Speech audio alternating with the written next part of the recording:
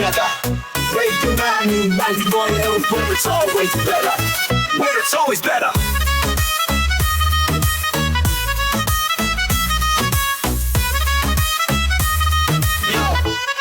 Yo. सुबह का सूरज या शाम का रंग, we bring you joy हर जुबान का धन. Community की बात हम हैं आपके साथ, let's spread the love. चलो मिल के साथ tune in, turn up, दिल से बात करो. Radio मानो ताकि गुरु FM के साथ चलो. Every voice counts, हर लम्हा यहाँ. चलो बात करके देखते हैं, let's all shine on. Yo, let's all go. सेहत की बात और dreams to share. Radio Manu 92 FM, we're always there. From unity to joy, we bring the light. Every word, every tune makes everything right. Listen up, it's time to unite. Radio Manu 92 FM, shining bright. Dill se suno, we love and care. Chalo baat karke dekhte hain, let's take it there. So come along for the ride. Radio Manu 92 FM, we're by your side. चलो बात करके देखते हैं. Your voice, your guide.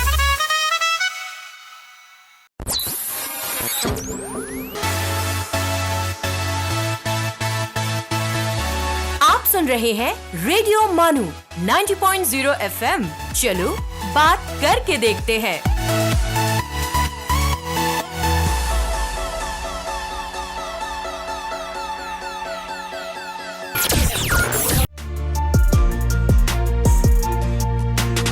This is Radio Manu 90.0 FM, presenting Legally Speaking. Hello दोस्तों, मैं हूं doctor Shoaib Ansari, assistant professor मानू law school eight मौलाना आज़ाद national Urdu university. मैं स्वागत करता हूं हमारे शो लीगली स्पीकिंग में, empowering communities through legal awareness. Legally speaking में आज हम बात करेंगे प्राइवेसी इन साइबर स्पेस के बारे में. और इस टॉपिक पे बात करने के लिए हमारे साथ स्टूडियो में मौजूद हैं प्रोफेसर तबरेज़ अहमद साहब. प्रोफेसर तबरेज़ अहमद साहब, आपका लीगली स्पीकिंग में स्वागत है. Thank you. Professor Tabrez Ahmed साहब डीन एंड हेड हैं हमारे मानू लॉ स्कूल में. प्रोफेसर साहब, मेरा पहला सवाल आपसे ये है कि प्राइवेसी इन साइबर स्पेस क्या होता है, इसको आसान भाषा में आप समझाएं हमें. जैसे हम जानते हैं कि पहले भी हमने वीडियो बनाया था प्राइवेसी के बारे में कि प्राइवेसी का जो राइट्स क्या है, वो फंडामेंटल राइट्स है. सबको अपनी प्राइवेट लाइफ जीने का हक है. लेकिन क्या होता है कि जैसे भी आजकल के दौर में फ्रॉम 1995 मोबाइल फ़ोन आ गया, इंटरनेट आ गया, वेबसाइट्स वगैरह आ गए, तो हमारा जो काम था वो ट्रेडिशनल मीडियम से शिफ्ट हो गया है ऑनलाइन मीडियम में. तो ई कॉमर्स कर रहे हैं हम लोग, एम कॉमर्स कर रहे हैं, और बहुत से देखा जाए तो ऑनलाइन एजुकेशन आ गया है. हर चीज़ ऑनलाइन में शिफ्ट हो रही है. अब इसमें क्या होता है कि शिफ्ट होने की वजह से हम बाउंड हैं अपने को एक्सपोज करने के लिए, अपना डेटा देने के लिए, नाम है, फ़ोन नंबर वगैरह है वहाँ देने के लिए. तो जब हम लोग वहाँ पे अपना नाम वगैरह या फ़ोटो वगैरह शेयर करते हैं तो बहुत ज़्यादा ख़तरा पड़ जाता है कि उसको कोई मिसयूज़ ना करे. तो वहाँ पे हालांकि ऑप्शंस होते हैं, जैसे अगर आप जाएंगे आप अपना फेसबुक पे, लिंक्डइन पे या ट्विटर वगैरह पे कोई सोशल मीडिया अकाउंट है, जब जाते हैं वहाँ पे तो आपको ऑप्शन दिया रहता है कि अपने फ़ोटो वगैरह को या प्राइवेट कर लीजिए. मतलब जो आपके फ्रेंड्स हैं वो देखेंगे या फ्रेंड्स के फ्रेंड्स देखेंगे, या आप ओपन भी कर सकते हैं. लोग गलती क्या करते हैं कि लोग ऑप्शन को चूज़ नहीं करते और सारी इन्फॉर्मेशन को ओपन कर देते हैं. उससे क्या है कि कोई भी अननोन पर्सन आएगा जब वो साइबर स्पेस में, कभी कभी लोग गलती से फ्रेंड बना लेते हैं. तो इस तरह से अगर आप पब्लिक कर देंगे तो वो कोई मिसयूज़ करके आपका डेटा जो है वो ऐसा मिसयूज़ करेगा कि कोई क्राइम भी हो सकता है, आपके राइट्स का वायलेशन हो सकता है. तो इसलिए क्या है कि हम लोगों को बहुत ज़्यादा अवेयर रहना है, और ये पूरा प्रोग्राम जो हम लोग कर रहे हैं इस वक्त, ताकि आम लोग अवेयर हो जाएं और अपने डेटा को सोशल मीडिया में किसी प्लेटफॉर्म में कैसे शेयर करना है उसके बारे में उनको जानकारी हो जाए. Thank you so much. अब मेरा अगला सवाल आपसे ये है कि क्या हम सच में ऑनलाइन प्राइवेट है या सिर्फ एक इल्यूज़न है? देखिए, ऐसा है कि अगर देखा जाए सही मानों में जो प्राइवेसी का जो कंसेप्ट था, जैसे हम गए साइबर स्पेस में, तो साइबर स्पेस क्या है, वो पब्लिक प्लेस है और देखा जाए एक ग्लोबल विलेज है. और अगर हम जाते हैं इंटरनेट पे तो इंटरनेट एक इंटरनेशनल बाउंड्री है, फिर वहाँ पे हमारा कंट्रोल बहुत कम हो जाता है. तो उसी वजह होता क्या है कि लोग कहते तो हैं कि अगर आप जाकर के, जैसे बताया मैंने कि आप जाएंगे सोशल मीडिया में तो आपका ऑप्शन बहुत हैं अपने डेटा को सेफ सिक्योर करने के लिए. लेकिन ये जो मोस्टली ये सोशल मीडिया साइट्स होते हैं, जैसे व्हाट्सएप है, जब व्हाट्सएप स्टार्ट हुआ था, हालांकि ये 2 फैक्टर ऑथेंटिकेशन है, आपका डेटा बहुत सेफ है.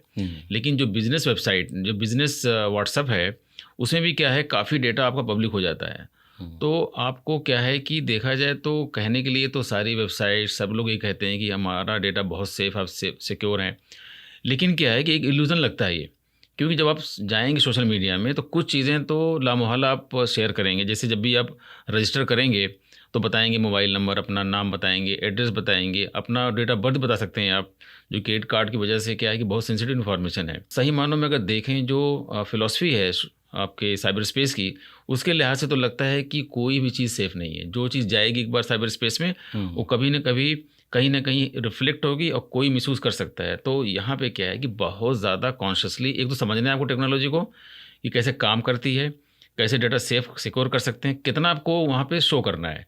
ये बहुत सीखने की चीज़ है और इन जनरल अगर आप सही मानों में कंट्रोल नहीं करेंगे तो इल्यूजन ही है और कुछ भी सेफ नहीं है साइबर स्पेस में। तीसरे सवाल की तरफ हम रुख करते हैं। तीसरा सवाल हमारा प्रोफेसर साहब से ये है कि डेटा ब्रीच क्या होता है और ये कितना डेंजरस है? डेटा ब्रीच आजकल के दौर में एक आम बात हो गई है। जैसे देखा जाए कि हम लोग सुनते रहते हैं, पेपर में पढ़ते रहते हैं कि फलां कंपनी का डेटा लीक हो गया, उस कंपनी में डेटा ब्रीच हो गया। और अगर देखा जाए तो ये बहुत ज़्यादा कॉमन है, क्योंकि ये जो इंटेंशनल होता है, ये जो हैकर्स वगैरह होते हैं साइबर क्राइम करने के लिए जो तलाश करते रहते हैं, उनको डेटा चाहिए और आजकल के दौर में डेटा न्यू ऑयल है। तो डेटा को पाने के लिए, डेटा को हासिल करने के लिए वो इस तक चले जाते हैं कि डेटा हैक करके हासिल करते हैं। जैसे मान लीजिए कोई क्रेडिट कार्ड कंपनी है, उनके पास कई लाख लोगों का डेटा होगा। अगर वो क्रेडिट कार्ड कंपनी का साइट अगर हैक हो जाता है तो सारी इन्फॉर्मेशन वो लोग वहाँ से एक्सट्रैक्ट कर लेंगे। और उसके बाद क्या है कि फिर वो बहुत डेंजरस है, क्योंकि वो पर्पज़ ही ये है कि इन्फॉर्मेशन लेने के बाद फिर आपके अगेंस्ट में प्लान करके कोई क्राइम कर सकते हैं। तो ये ब्रीच क्या है? ब्रीच तब होता है जब आपका जो सिक्योरिटी पास सिस्टम है, जो पासवर्ड है, फायरवॉल है, बहुत वीक है। तो उसको बचाने के लिए कंपनीज़ क्या करती रहती हैं कि अपने फायरवॉल को स्ट्रॉन्ग करती रहती हैं और बहुत से जैसे मालवेयर वगैरह हैं, एंटीवायरस सॉफ्टवेयर वगैरह यूज़ करते रहते हैं। और जो एक होता है वाइट हैक हैकर्स, उस साइट को हैक करा कर टेस्ट भी करते रहते हैं कि हमारी साइट जल्दी हैक ना कोई कर पाए। तो वो लेकिन जो साइबर क्रिमिनल है उसका काम ही यही है कि डेटा को ब्रीच करके, डेटा को एक्सट्रैक्ट करके मिसयूज़ करना। तो एक तरह से बहुत ही डेंजरस प्रोसेस है और इससे बचने के लिए हम लोगों को हमेशा अलर्ट रहना चाहिए। और यहाँ तक कि जो नया अभी लॉ है DPDP एक्ट, उसमें काफ़ी प्रोविज़न भी आए हुए हैं कि जो कंपनीज़ हैं या कोई गवर्नमेंट बॉडीज़ है जो भी ऑनलाइन कुछ कर रहा है उसको कैसे डेटा को सेव करना है और किसकी लायबिलिटी है। प्रोफेसर साहब बहुत बहुत शुक्रिया। गुफ्तगू का सिलसिला जारी रहेगा। लेते हैं एक छोटा सा ब्रेक। आप सुन रहे हैं लीगली स्पीकिंग, रेडियो मानू 90.0 FM का legal awareness show.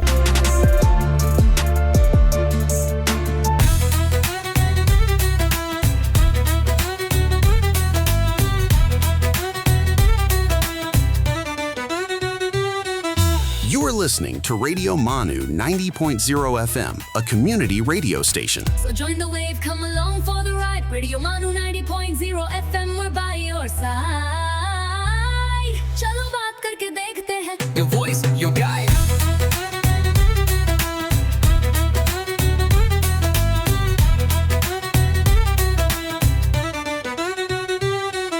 This audio has been generated through AI. Let's listen to History's Mysteries. आदाब दोस्तों, आप सुन रहे हैं रेडियो मानू 90.0 FM। आइए आज हिस्ट्रीज मिस्ट्रीज में जानते हैं सिनेमेटोग्राफ की कहानी, एक ऐसी इन्वेंशन जिसने चलती हुई तस्वीरों को सिर्फ रिकॉर्ड ही नहीं किया बल्कि उन्हें पहली बार बड़े पर्दे पर दुनिया के सामने पेश भी किया। सोचिए, एक हॉल में अंधेरा छाया हुआ है, लोग खामोशी से अपनी कुर्सियों पर बैठे हैं। अचानक सफेद पर्दे पर एक ट्रेन नजर आती है और धीरे धीरे उनकी तरफ बढ़ने लगती है। कहते हैं उस वक्त कुछ लोग डरकर अपनी कुर्सियों से उठ खड़े हुए। उन्हें लगा ट्रेन सचमुच उनकी तरफ आ रही है। ये था सिनेमा का वो लम्हा जिसने दुनिया को हमेशा के लिए बदल दिया। दोस्तों, सिनेमेटोग्राफ एक ऐसी मशीन थी जो फिल्म कैमरा, फिल्म प्रिंटर और प्रोजेक्टर तीनों का काम करती थी। इसी इन्वेंशन ने पहली बार एक साथ बहुत से लोगों को बड़े पर्दे पर चलती हुई तस्वीरें देखने का मौका दिया। लेकिन इस कहानी की शुरुआत कैसे हुई? इससे पहले थॉमस एल्वा एडिसन और उनके असिस्टेंट WKL डिक्सन ने किनेटोस्कोप बनाया था। इस मशीन में एक वक्त में सिर्फ एक ही शख्स छोटे से छेद से फिल्म देख सकता था। लोगों को ये इन्वेंशन पसंद तो आया, लेकिन इसमें एक साथ कई लोग फिल्म नहीं देख सकते थे। इसी कमी को दूर करने के लिए फ्रांस के दो भाइयों ऑगस्ट ल्यूमिया और लुई ल्यूमिया ने एक नई मशीन बनाई। साल था 1895। उन्होंने सिनेमेटोग्राफ तैयार किया जो हल्का, आसान और बहुत ही कारगर था। ये मशीन फिल्म्स को रिकॉर्ड भी करती थी और उन्हें बड़े पर्दे पर प्रोजेक्ट भी करती थी। 28 दिसंबर 1895 को पेरिस के ग्रैंड कैफे में ल्यूमिया ब्रदर्स ने दुनिया का पहला कमर्शियल पब्लिक फिल्म शो पेश किया। इस शो में उनकी मशहूर film workers leaving the Lumiere factory और दूसरी छोटी फिल्म्स दिखाई गईं। उनकी एक और film arrival of a train at La Ciotat station इतनी हकीकत के करीब थी कि उसने उस दौर के लोगों को हैरान कर दिया। आज इसे सिनेमा की तारीख के सबसे यादगार लम्हों में से एक माना जाता है। सिनेमेटोग्राफ की कामयाबी के बाद सिनेमा तेजी से यूरोप, अमेरिका और फिर पूरी दुनिया में फैल गया। कुछ ही सालों में साइलेंट फिल्म्स बनी, फिर साउंड आया, उसके बाद कलर फिल्म्स और आज डिजिटल सिनेमा और विजुअल इफेक्ट्स का दौर है। भारत में भी सिनेमेटोग्राफ का असर बहुत जल्दी देखने को मिला। 7 जुलाई 1896 को मुंबई के वॉटसन्स होटल में ल्यूमिया ब्रदर्स की फिल्म्स का पहला पब्लिक शो हुआ। ये भारत में सिनेमा का पहला कदम था। इसके बाद 1913 में दादा साहेब फाल्के ने राजा हरिश्चंद्र बनाकर भारतीय फिल्म इंडस्ट्री की बुनियाद रखी और आज भारत दुनिया के सबसे बड़े फिल्म प्रोड्यूसिंग देशों में शुमार होता है। तो दोस्तों, सिनेमेटोग्राफ सिर्फ एक मशीन नहीं थी, ये वो जादू था जिसने तस्वीरों को जिंदगी दी, कहानियों को आवाज दी और दुनिया को सिनेमा का तोहफा दिया। दोस्तों, आज के हिस्ट्रीज मिस्ट्रीज में फिलहाल इतना ही। अगली मुलाकात में फिर लेकर आएंगे तारीख के पन्नों से एक और हैरत अंगेज इन्वेंशन, डिस्कवरी या हिस्टोरिकल इवेंट की कहानी। तब तक के लिए सुनते रहिए रेडियो मानू 90.0 FM। चलो बात करके देखते हैं। आप सुन रहे थे हिस्ट्रीज मिस्ट्रीज।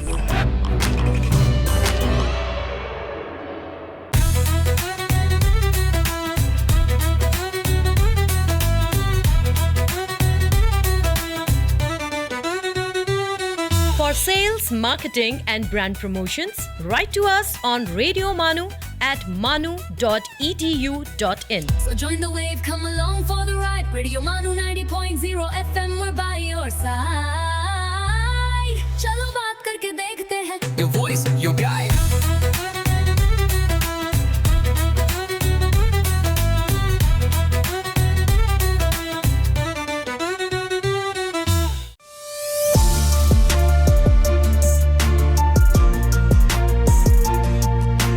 आप सुन रहे हैं लीगली स्पीकिंग, रेडियो मानू 90.0 FM का लीगल अवेयरनेस शो।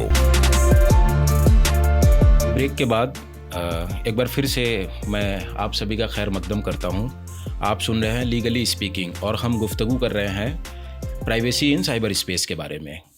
अब प्रोफेसर साहब से हमारा अगला सवाल है कि सोशल मीडिया पर हम अपनी प्राइवेसी कैसे खुद ख़त्म कर देते हैं। जनरली होता है कि जब हम जाते हैं सोशल मीडिया में तो हर आदमी चाहता है कि ज़्यादा उसके फ्रेंड्स हों, ज़्यादा लोग उसको लाइक करें, ज़्यादा वहाँ पे चर्चा में रहे वो। तो out of curiosity, out of excitement क्या होता है कि लोग बहुत अपनी प्राइवेट इन्फॉर्मेशन शेयर कर देते हैं। मान लीजिए कोई गया हुआ है घूमने के लिए अपना, और या कोई मैरिज पार्टी हो रही है, बच्चे का बर्थडे हो रहा है, तो लोग क्या करते हैं अपनी खुद पर्सनल फ़ोटो अपनी फैमिली की, बच्ची की, या केक काटते हुए या कोई फंक्शन करते हुए शेयर कर देते हैं। और बाद में जब वो ज़्यादा वायरल हो जाती है, लोग मिसयूज़ करते हैं, उल्टे सीधे कमेंट लिखते हैं उस पर, तो फिर उनको बुरा लगता है। तो अब हमें ये सोचना है कि हमको किस तरह की इन्फॉर्मेशन कहाँ पे शेयर करना है और उसको बचाने के लिए कैसे क्या करना है हमको। जैसे कुछ लोग क्या करते हैं कि हर जगह चेक इन कर लेते हैं या पर्सनल फ़ोटो शेयर कर लेते हैं। कभी कभी अपना फ़ोन नंबर को आपको लॉगिन करने की ज़रूरत पड़ती है जब लॉगिन करते हैं, लेकिन कोई ज़रूरी नहीं कि पब्लिक कर दें आप। तो कभी कभी कुछ लोग अपने फ़ोन नंबर को पब्लिक कर देते हैं, मोबाइल नंबर को पब्लिक कर देते हैं, और कभी कभी जो अननोन लोगों को फ्रेंड बना लेते हैं। अब अननोन को फ्रेंड बनाएंगे, किस तरह का आदमी है, उसका क्या नेचर है, क्यों फ्रेंड बनाया आपसे, आपको पता नहीं है कि आपको सारी इन्फॉर्मेशन को स्टेट कर रहा है, स्टॉकिंग कर रहा है, बाद में साइबर स्टॉकिंग कर सकता है। तो एक तरह से देखा जाए तो सही मायनों में हम लोग खुद ही जानबूझ करके अपनी इन्फॉर्मेशन को वहाँ पे पब्लिक कर देते हैं और बाद में हम परेशान होते हैं। तो इसलिए ये बहुत ज़्यादा इम्पॉर्टेंट है कि हमको समझें कि किस लेवल तक इन्फॉर्मेशन हमको शेयर करनी है और कहाँ पे हमको अपनी इन्फॉर्मेशन को शेयर नहीं करना है। बहुत बहुत शुक्रिया।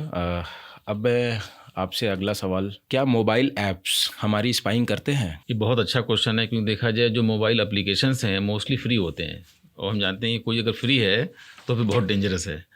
अभी देखा होगा हम लोगों ने, जब भी 4 साल पहले जब इंडिया और चाइना के बॉर्डर पे जब फाइट हुई थी गलवान की खाड़ी में, तो कुछ लोग मारे भी गए थे। उसके रिएक्शन में इंडिया ने 200 एप्लीकेशन बंद कर दिए थे। अब लोग परेशान थे कि उससे क्या कनेक्शन है कि इंडिया चाइना की फ़ाइट से इंडिया गवर्नमेंट चाइना के 200 एप्लीकेशन बंद कर रही है। उसका पर्पज़ यही था क्योंकि जो चाइनीज़ एप्लीकेशन सारे फ्री थे और वो क्या करते थे, इंडियन लोगों का डेटा कलेक्ट करके चाइनीज़ गवर्नमेंट को दे रहे थे। फिर गवर्नमेंट उसको मिसयूज़ कर सकती थी हमारे अगेंस्ट में। तो इसलिए जो ये मोबाइल एप्लीकेशंस हैं, ये जो फ्री है मोस्टली, उनका एक काम ही ये है कि लोगों का डेटा कलेक्ट करना और उसको फिर उसको डेटा को फ़िल्टर करके, डेटा को एनालाइज़ करके कंपनी को बेच भी सकते हैं। मान लीजिए कि वो डेटा उन्होंने एक्सट्रैक्ट किया 1 लाख लोगों का, और वो डेटा सपोज़ उन्होंने जो एनालाइज़ किया, देखा उसमें काफ़ी लोग ऐसे हैं कि जो हमेशा मोबाइल के बारे में बात करते हैं। उनको हमेशा हाई एंड मोबाइल चाहिए, नए मोबाइल चाहिए, नए एप्लीकेशन चाहिए। तो अब ये डेटा बहुत इंपॉर्टेंट है किसी मोबाइल कंपनी के लिए। अब कोई मोबाइल कंपनी नया वर्जन लॉन्च करने जा रही है तो उनको एक चाहिए कोई सेगमेंट, वो ऐसा सेगमेंट जो बहुत तेज़ी से उनके जो प्रोडक्ट हैं उसको वो ख़रीदे या उसको प्रमोट करे, उसके बारे में बात करना शुरू कर दे। तो ये जो मोबाइल एप्लीकेशन है वो एक लिहाज से बिज़नेस एस्पेक्ट बन गया है। डेटा कलेक्ट करेंगे, एनालाइज करेंगे, कंपनी को सेल करेंगे और लोग इसको बिज़नेस करते हैं। लेकिन उसमें क्या है कि अगर आपने डेटा कंट्रोल नहीं किया तो फिर आपके पास अनवांटेड कॉल आएगी और फिर आप परेशान रहेंगे, जो कि आप शायद उसके लिए राज़ी नहीं थे या चाहते नहीं थे कभी। तो इसीलिए कभी भी कोई डेटा आप जब दें तो बहुत अलर्ट होना चाहिए, क्योंकि सारे मोबाइल एप्लीकेशन डेटा को गैदर करते हैं, उसको फिर प्रोसेस करते हैं, उसको सेल भी कर सकते हैं। फिर आप एक डेटा देने के बाद आप बहुत परेशान हो सकते हैं। इसलिए बहुत ज़्यादा आपको केयरफुल रहना है। प्रोफेसर साहब, मेरा अगला सवाल आपसे ये है, कुकीज़ क्या होती हैं? क्या ये हार्मफुल है? कुकीज़ जो है ये भी छोटा डेटा फाइल होता है। जैसे मान लीजिए आपको हार्वर्ड में एडमिशन लेना है, तो आप जब हार्वर्ड की साइट पे जाएंगे या किसी भी यूनिवर्सिटी पे जाएंगे, आपको फॉरेन में एडमिशन लेना है, आप गए हार्वर्ड की साइट पे, तो जैसे आप वहाँ क्लिक करेंगे वेबसाइट पे, तो आपको बकायदा वहाँ पे आपका परमिशन लेगा, are you willing that cookie to be installed और cookie should collect your data. तो जनरली क्या होता है कि अगर आप कुकी को ऑन नहीं करेंगे तो बहुत से एप्लीकेशन काम ही नहीं करेंगे। तो एक लिहाज से वो वेबसाइट मजबूर कर देती है आपको कि आप सारे कुकी ऑन कर दें। उससे क्या फ़ायदा है? एक तरह से फ़ायदा आपका भी है, क्योंकि एक बार आप गए थे देखने के लिए क्या क्या प्रोग्राम चल रहा है हार्वर्ड में। अब जब दोबारा जाएंगे तो फिर आप सोचेंगे कि मुझे जो ए वाला प्रोग्राम उसको देखना है मुझे। तो जब ए प्रोग्राम में जाएंगे तो ए के बारे में पढ़ेंगे, लेकिन क्योंकि जब दोबारा आप जा रहे हैं तो बहुत सी इन्फॉर्मेशन आपको वहाँ नहीं देनी है, क्योंकि ऑलरेडी वो रजिस्टर कर लेगा वहाँ पे, और फिर वहाँ से आगे से प्रोसेस स्टार्ट होगा। तो इसमें कभी कभी फ़ायदा जो विजिटर का भी होता है, क्योंकि हर बार उसको हर इन्फॉर्मेशन देनी नहीं है, ऑलरेडी वहाँ स्टोर हो जाती है। और कभी कभी क्या है कि वो आपकी जितनी बार आप गए, आपका डेटा वहाँ पे पूरा शेयर हो गया, स्टोर हो गया।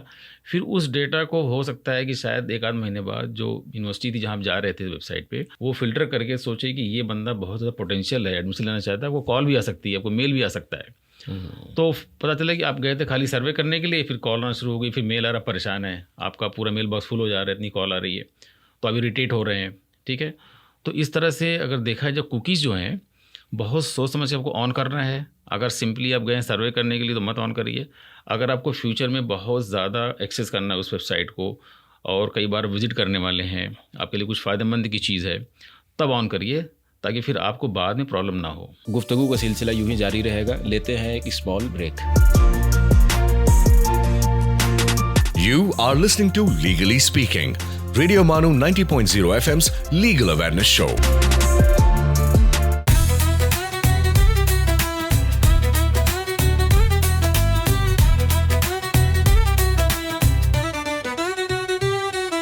आप सुन रहे हैं रेडियो मानू 90.0 FM, एक community radio station. So join the wave, come along for the ride. Radio Manu 90.0 FM, we're by your side. चलो बात करके देखते हैं. Your voice, your guide.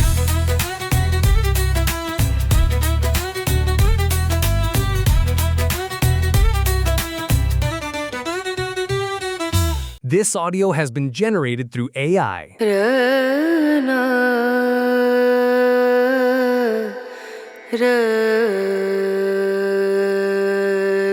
ये है रेडियो मानू 90.0 FM। आइए अब सुनते हैं द माइंडफुल मिनट।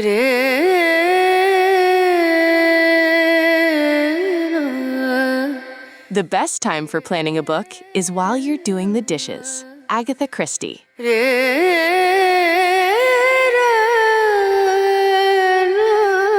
इंसान की असल पहचान उसके अखलाक से होती है, मशहूर कौल।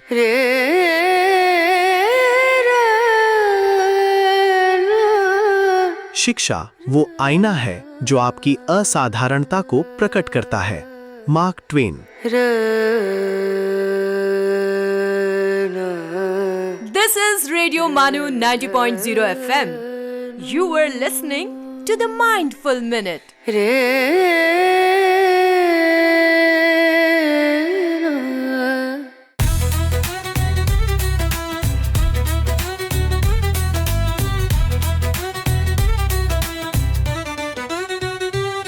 सेल्स, मार्केटिंग और ब्रांड प्रमोशंस के लिए हमसे राब्ता करें radiomanu@manu.edu.in पर। So join the wave, come along for the ride. Radio Manu 90.0 FM, we're by your side. चलो बात करके देखते हैं। Your voice, your guide.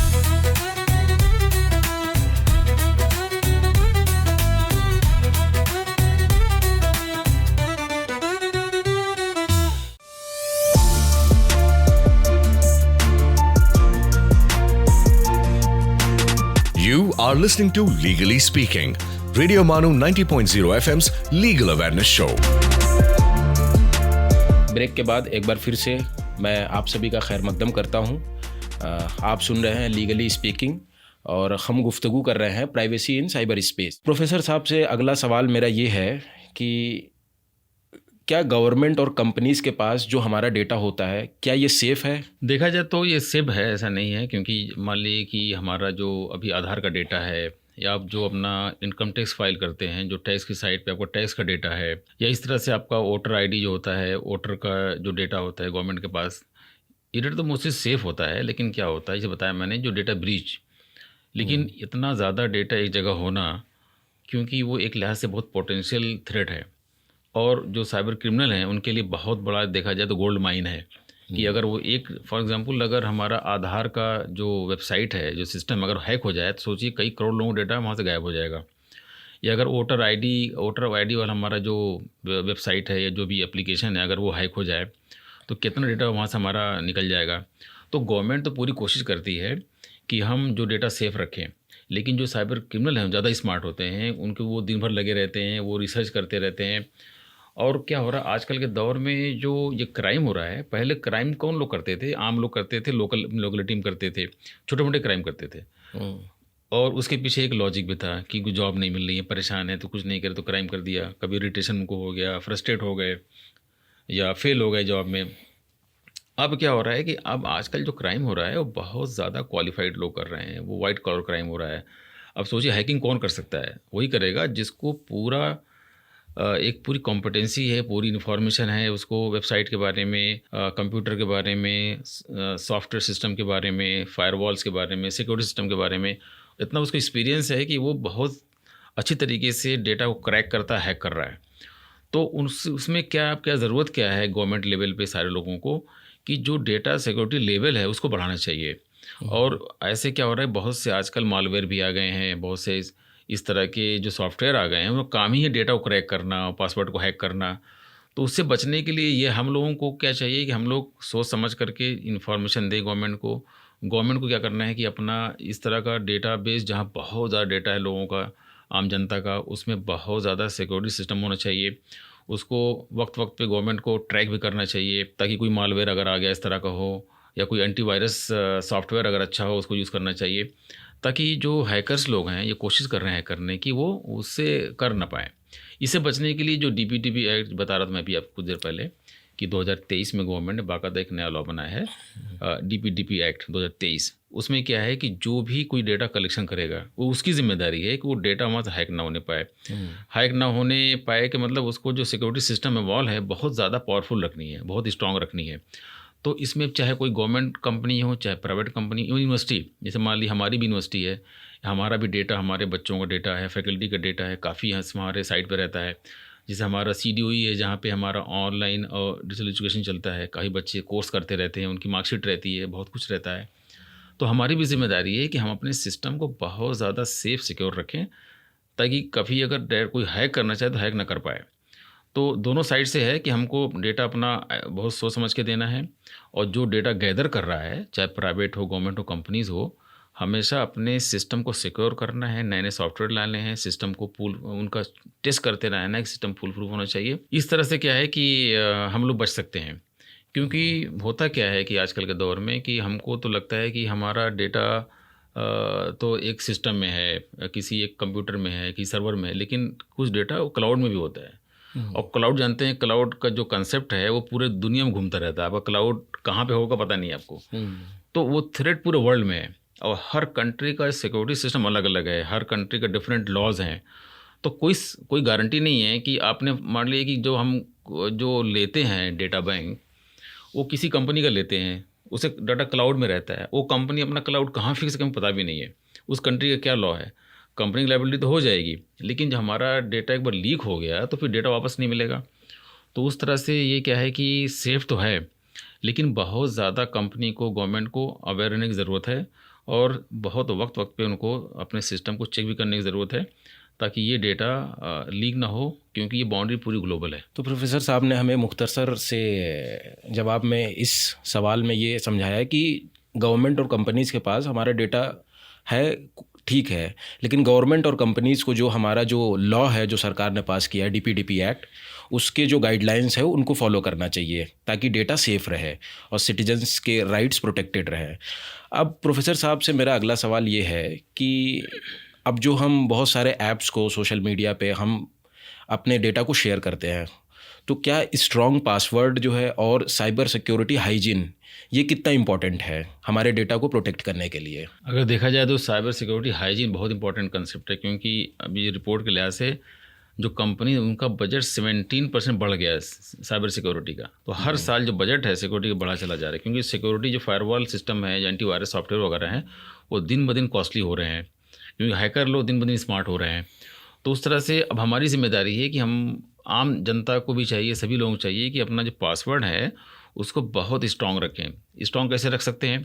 होता क्या है कि हम लोग आसानी चाहते हैं, हमारा माइंड जो है बहुत हमें आसानी ढूंढता रहता है। तो हम लोग क्या करते हैं, ABCD रख दिया, 1 2 3 4 5 रख दिया, अपनी डेट ऑफ बर्थ डाल दिया, मैरिज की डेट डाल दिया, बच्चे का नाम डाल दिया। ये सब नहीं करना है आपको। पासवर्ड आपको हमेशा डालना है बहुत यूनिक। और जैसे होता है कि अगर 4 तरह का मिक्सचर डालेंगे, मतलब आपके अल्फ़ाबेट्स भी होंगे, वो होंगे स्मॉल लेटर, कैपिटल लेटर, फिर नंबर डाल दीजिए आप, फिर सिंबल डाल दीजिए उसके अंदर, और कम से कम 10 से 14 लेवल का कम से कम होना चाहिए पासवर्ड, तो बहुत सिक्योर माना जाता है। वरना कोई लोग 6 लेवल का डाल दे, मतलब ABCDEF कर दिया, या 1 2 3 4 5 6 कर दिया, तो 6 लेवल हुआ। इस तरह मिक्सचर करेंगे, नंबर, लेटर, स्मॉल, कैपिटल, और उसमें सिंबल डालेंगे, और कम से कम 10 से 14 का लाएंगे, तो हैकर्स के लिए बहुत मुश्किल होगा उसको क्रैक करना। दूसरा क्या होता है कि हम लोग एक पासवर्ड चुन लिया और सब जगह डाल दिया, वही फेसबुक में, वही ट्विटर में, वही लिंक्डइन में, वही व्हाट्सएप में, वही अपना ईमेल में, सब वही डाल दिया। अब उससे क्या नुकसान है? अगर हैकर ने आपका एक भी हैक किया तो सारा आपका हैक होने वाला है। और दूसरा क्या होता है कि हम लोग बार बार पासवर्ड को हम लोग चेंज नहीं करते, जब तक कई बैंक से एक ना आ जाए कि भाई पासवर्ड पुराना हो गया, उसको नया करो। हम लोग खुद ही अपने आप को हर महीने 2 महीने में पासवर्ड को चेंज करते रहना चाहिए। दूसरा हमें क्या करना है, पासवर्ड को थोड़ा थोड़ा गैप पे चेंज करते रहना है। तीसरा क्या, हमको एक ही पासवर्ड को कई जगह यूज़ नहीं करना है। ओके। और अभी देखा गया है कि अभी कुछ दिन पहले की रिपोर्ट आई है कि 1 बिलियन जो है वो पासवर्ड पब्लिक डोमेन में आ चुके हैं। मतलब हैक होते 1 बिलियन पासवर्ड तो मार्केट में ऑलरेडी अवेलेबल हैं। और कुछ केस में ये बताया गया है कि बहुत से पासवर्ड जो डार्क नेट में सेल हो रहे हैं, आप जाके खरीद भी सकते हैं वहाँ से। ओके। तो इस तरह से पासवर्ड का बहुत ही इम्पॉर्टेंट रोल है। वही हमारी सिक्योरिटी, वही घर का ताला समझ लीजिए, वही चाबी है।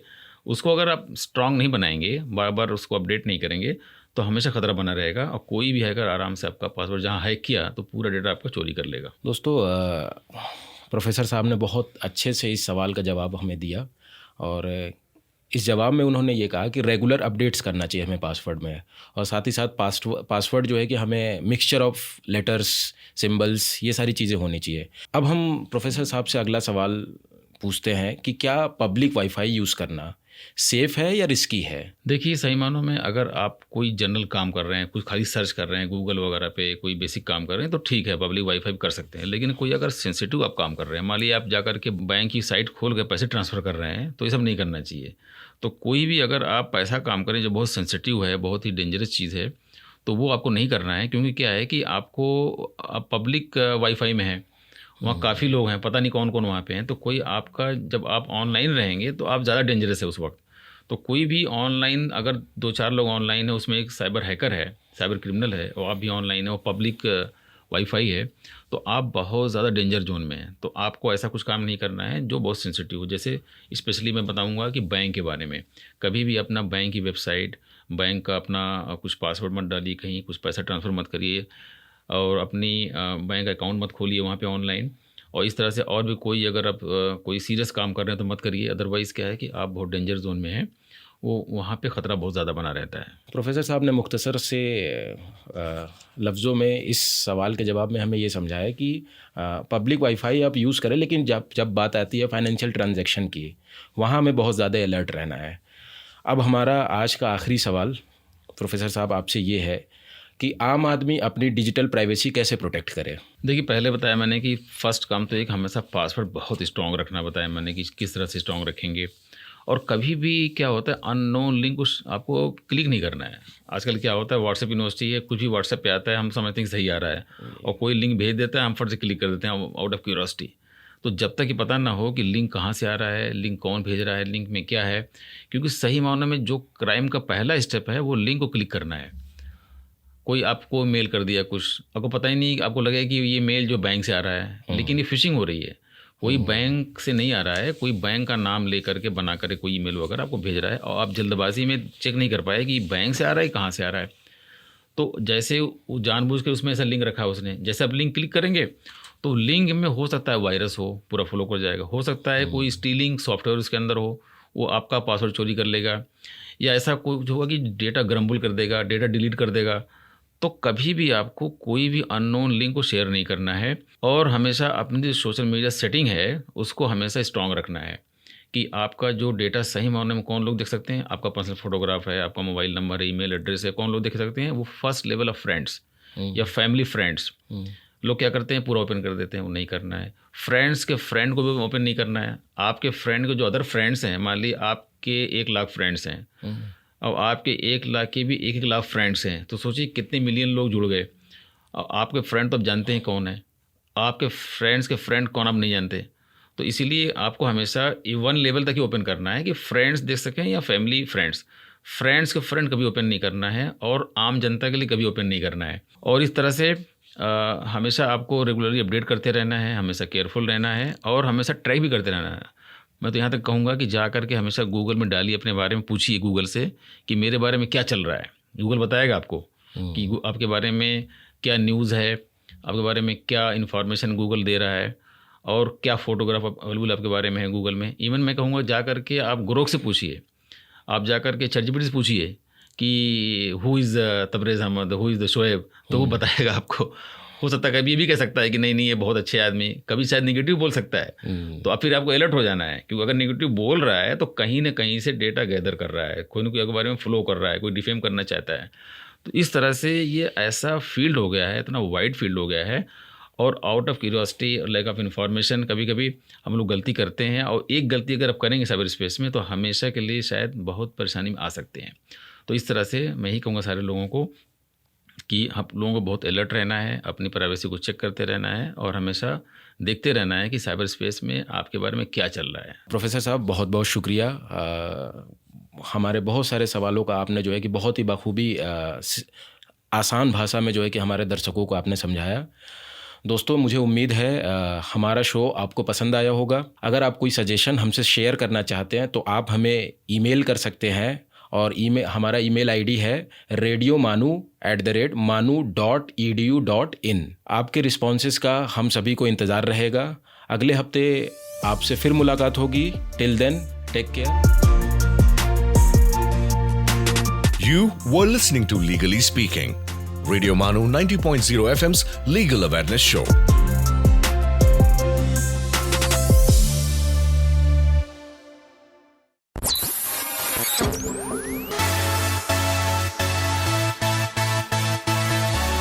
ये है रेडियो मानू 90.0 FM। चलो बात करके देखते हैं।